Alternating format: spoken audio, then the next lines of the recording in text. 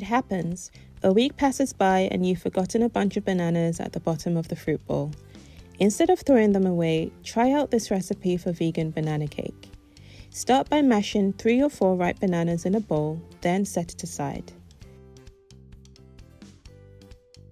Next, create a vegan buttermilk by combining any plant milk of your choice with 2 teaspoons of apple cider vinegar. Mix in 3 tablespoons of ground flax seeds and set this aside as well.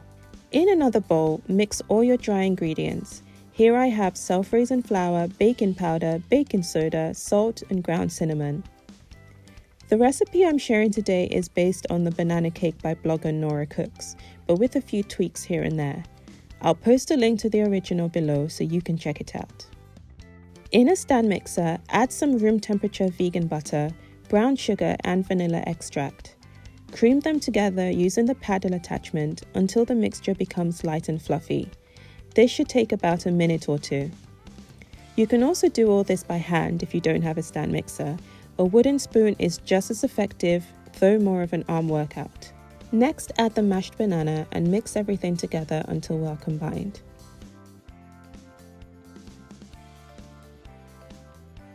To bring the batter together, alternate between adding the milk mixture and the dry ingredients in about 4 or so additions, mixing until each addition is just incorporated. Be careful not to overmix as you don't want the cake to end up too dense and rubbery. I used about a medium to low speed when mixing.